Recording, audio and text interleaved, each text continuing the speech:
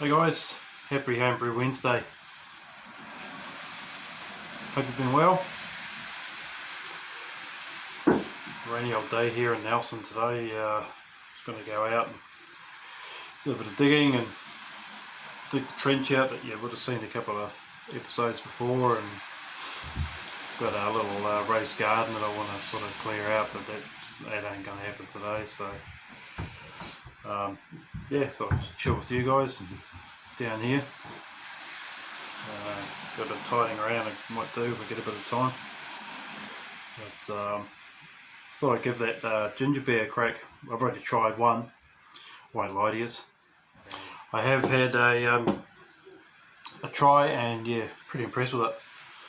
So just check my other video that I did on the brew day.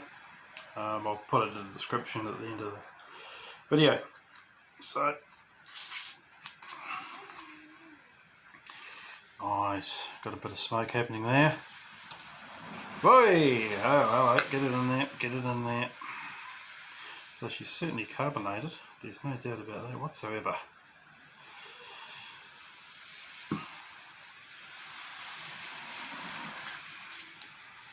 Lovely ginger aroma, plenty of head. I'm a man who likes plenty of head. Not really. I think next time I'll probably use a touch less ginger, because it's very pronounced in a good way. It's just let that head settle down. Yeah, I just used one, whatever you call it, one knot or one root of ginger, sort of bashed it and yeah, put it in, boiled, 60-minute boil, and yeah, it came out really well. 2 weeks in the fermenter, added a couple of hops, and yeah, as I say, check out that recipe guys and get into it, brew your own. I just been thinking a bit about flavours in our beer, and over the time that I've brewed, I've been frustrated with flavours that, you know, that I didn't want in the beer, and through trial and error I managed to sort of research, and that I've sort of gotten rid of those flavours. And I thought I'd just want to sort of touch with you guys about the frustrations that you guys have with your brewing and that, and flavours that you get, and how to get rid of them, and what they are, and what's causing them. I know in a lot of my darker beers, I'll get a very buttery sort of taste. Well, I used to, maybe not so much now, and it's a compound or a chemical or whatever it's called, diacetyl. So yeah, it's like, you can sort of smell it. It's like drinking butter popcorn that you'd sort of have at the theatre.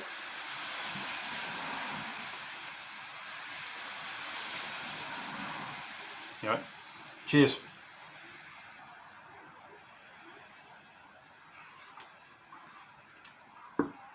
Very pleased with that. Very nice. As I say, I'd probably just dial the ginger back just a little bit. Yeah, I've had brews where I've now got a nose for it. Some people don't pick it up, but I can. It has a very sort of a slick sort of feel. I've just written out a few notes here, so you know, if I'm looking down, I'm just looking at some notes. Diacetyl's actually present in most beers, a lot of beers. From what I understand, it's just a natural part of the brewing process. There's not much you can do to stop diacetyl, but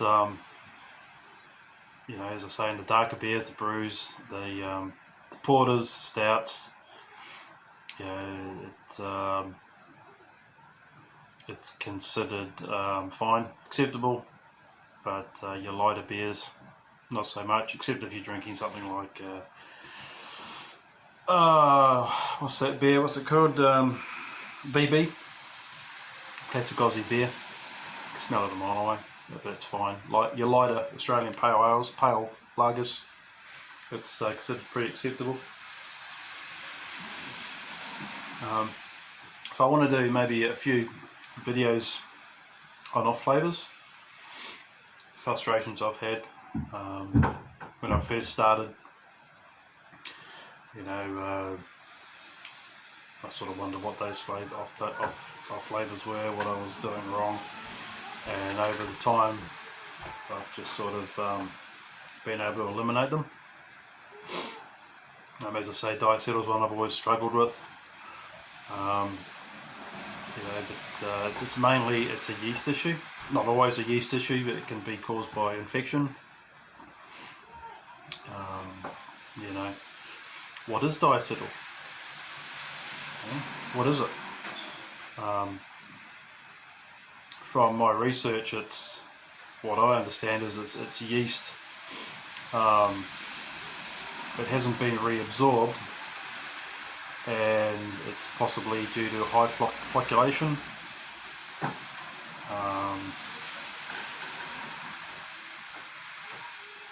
You've got oxygen in your wort, causes it.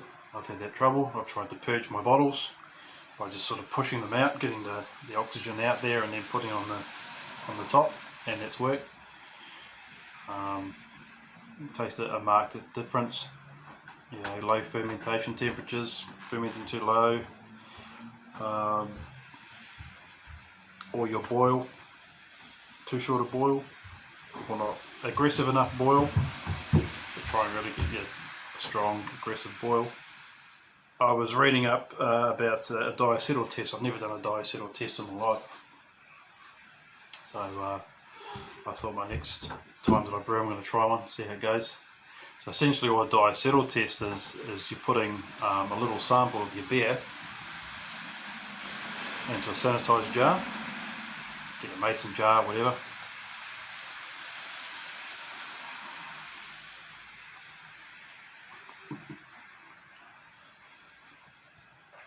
Pop it in, seal it, stick it in some hot water and then raise the temperature a little bit. Give it about 5, 6, 7 minutes, and then open it up, give it a whiff, and if you can smell butter, anything like that, then give it more time, just give your beer more time. Yeast hasn't finished, it's still doing its job, so you give it another couple of days, and yeah, do another diacetyl test. See how it goes. Diacetyl is actually used in the making of butter, which is why the reason why it tastes like butter. Yeah, so that's it's present in butter. So yeah, that's where you get the taste from. I did I think it was an Aussie lager I did a wee while ago. And I tried it, raked it off, let it sit for a while, and tried it, and it just, I could smell the DMS straight away. Just smelled like corn, cabbage, something like that. DMS is another problem I've had, dimethyl sulfate. It's due to a not aggressive enough boil. You know, it's like diacetyl. It's in some pale Aussie pale lagers it's acceptable. You got that corn taste, buttery taste, but in other beers it's not. It's considered a flaw. DMS is primarily caused by compounds in the moulding process. It's converted to DMS when it's heated. DMS can also be produced by a bacteria that's contaminated the beer, so it's not just a yeast issue. And it's the great thing about DMS is it can be boiled off, so I know with my boils I never leave the lid on, because you're going to collect that evaporation, it's going to go back into your beer and you're wasting your time. So make sure your lid's off, right off, or at least have a gap. Yeah, that's why we boil our wort, guys. Your lighter beers, pilsners, pale ales, you know, it's they have a reputation for producing DMS. So yeah, very important to do that boil when you're doing those lighter beers. Not to get too scientific, but I was reading the precursor DMS is a compound called SMM. It's got a big long scientific name here that I'm not going to try and pronounce. But basically what happens is it's produced during germination. You know, you've got your little barley, and then the process goes, it germinates, and then it's kilned, and then a process goes on to create grain. So obviously with your darker malts, that problem is going to be eliminated because they're kilned or heated longer, whereas as your paler malts, it's not going to happen as much. You're still going to have that SMM compound or enzyme or whatever it is, so they're more susceptible to DMS. So that's a rough sort of way that it works. I probably didn't explain that very well, but I'm not a scientist. I'm just a pisshead with yeah, as I say, it's pretty much the same with the diacetyl. Be careful of your lighter malts, because it's going to be more prevalent because they haven't been kilned as long. Do at least a 60-minute boil, sometimes a 90. If I've got time, I'll do a 90-minute boil. I think I've only done about 2 90-minute boils, because I just don't have time, so I'll do the 60s. Boil aggressive. Don't stick the cover on your pot. Let the SMS escape. The DMS escape. Chill your wort as quick as you can.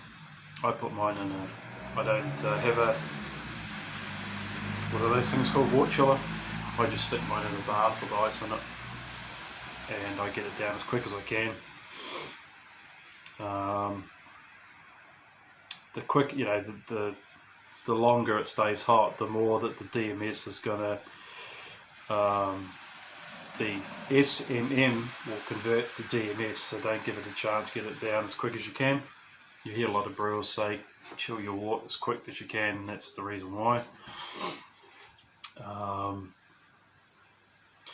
You know, another thing, you could consider selecting a different yeast strain.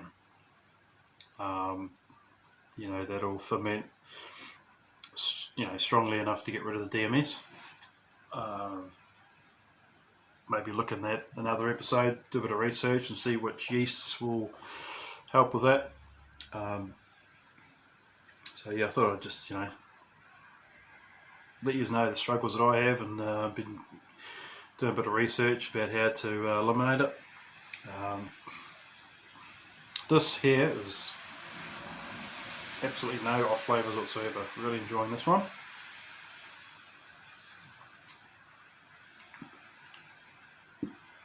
So I'll leave this here, guys. Probably just going to chill the rest of the day and watch a few Homebrew Wednesday videos.